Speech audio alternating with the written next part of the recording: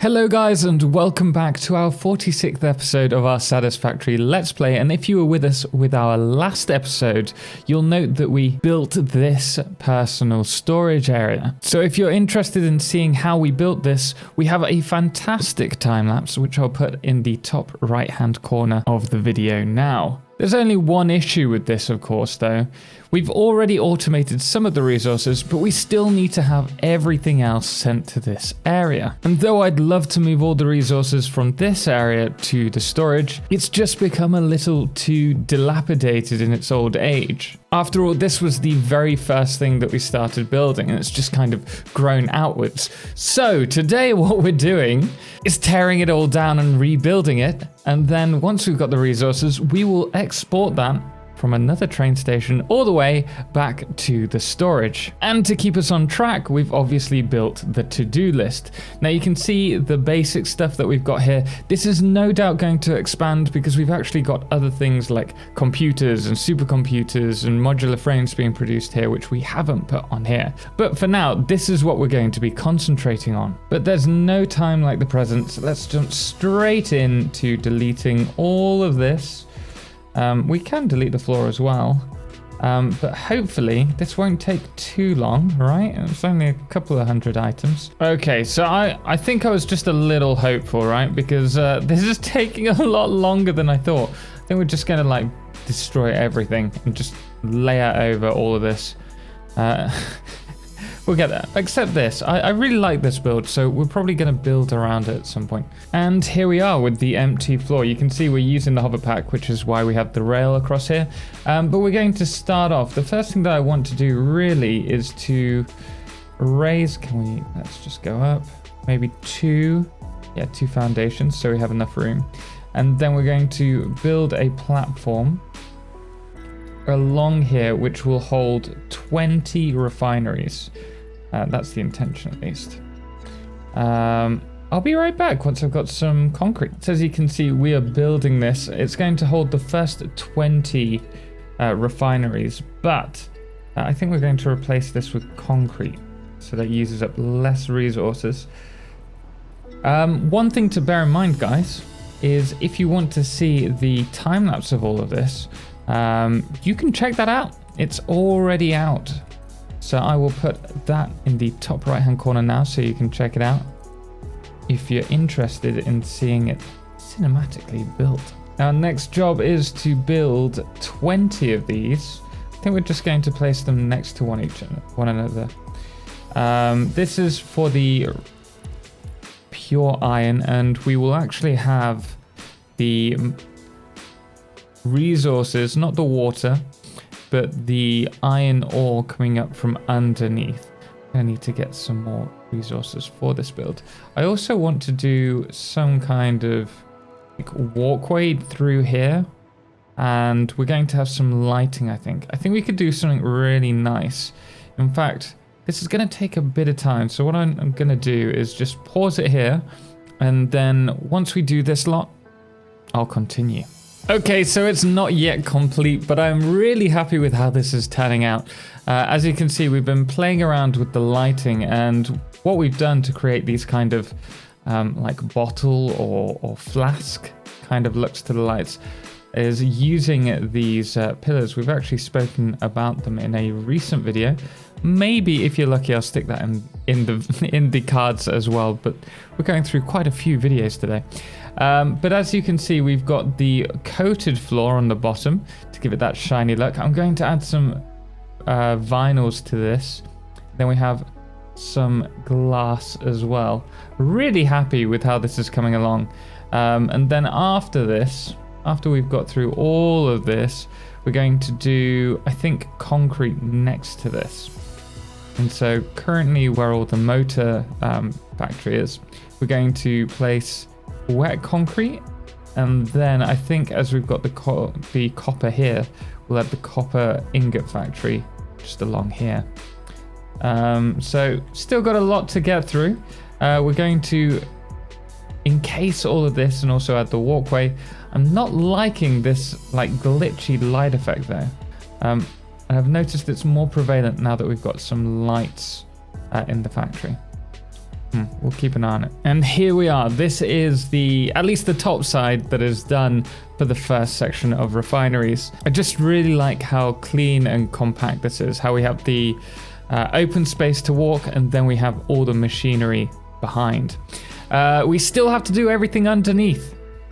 As you can see, we've got all of the entrances for the elevators. So we're just currently belting everything up. And then also over here, in fact, let's jump on over there. We've added this glass. Now I think we're going to kind of run with the white walls, the concrete and the glass. I think those are the main components. And we'll also use the asphalt and the concrete to show where the walkways are going to be.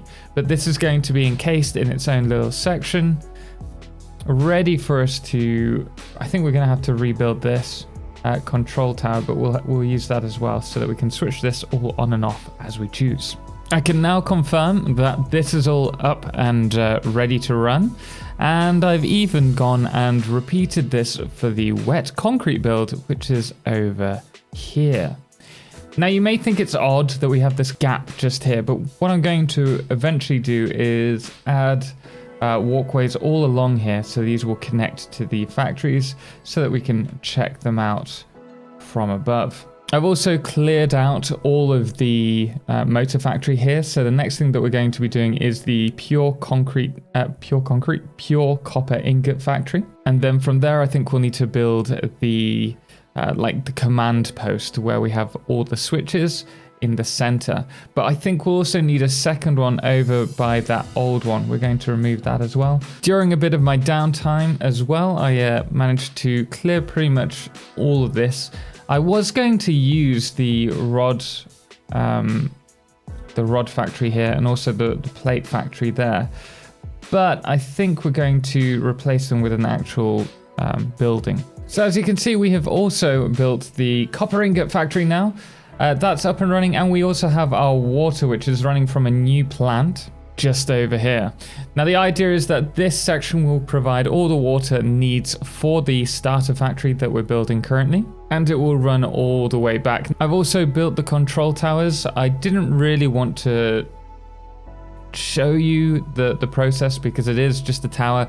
They're not as clean as they can be. Look, if we look through there, you can see there's a gap. I still need to work on it, but it's getting there. Yeah, overall, I'm pretty happy with how this is going. So the next thing that we're going to be doing is the rod factory, which we have here, and also the iron plate factory. And before we do that, I just wanted to point out we also have this cabling. So this is how everything is run to those switch rooms. It makes it look quite clean. I love how the braided wires look. And then we have the signs which signify what each one is on. So for example, the brightest one is the power. It's for anything that just requires power, whether that's lighting or the miners. And then we also have the red one, which is the pure iron ingots, the orange one, which is the pure concrete, and then the coppery oxide color, which is the copper one, obviously. So that's 3 things down on our ever extending board of things to do. I wouldn't be surprised that there's more to do actually, but we're getting there. And this is what we've come up with the iron plates factory. But the idea is that some of those iron plates will flow over to the reinforced iron plate factory next door, and then the rest will be sent off to the personal storage. Again, we are using lighting here to emphasize the build, but we're also covering the conveyors a bit like we did in the heavy modular frame factory as well. I just really like the overall feel it gives the factory. And again, it's relatively small. We've only got 2 layers to this build, but I think it's a good start. Let me know what you think in the comments below, guys. I'm dying to hear your thoughts. This is the kind of position that we're at with the rod factory at the moment. I'm not 100% happy with it. I like that it's on its kind of stilts, but it feels very cramped at the moment and doesn't quite fit in with the rest of the builds. It doesn't help that we've not sorted out the lighting or added the walkways yet. Okay, I take it back. Now that we've added a bit of under lighting as well as the lighting in the factory, I'm really liking it. Still could do with something on the front, but I'm I'm happy with it now. And the other thing I've been working on is just housing in the reinforced iron plates. So this is the kind of look that we've gone for, just running along this side. One thing that is really prevalent though is that we now can't see all the lighting unless we're close to it. As you can see, it's turning on now.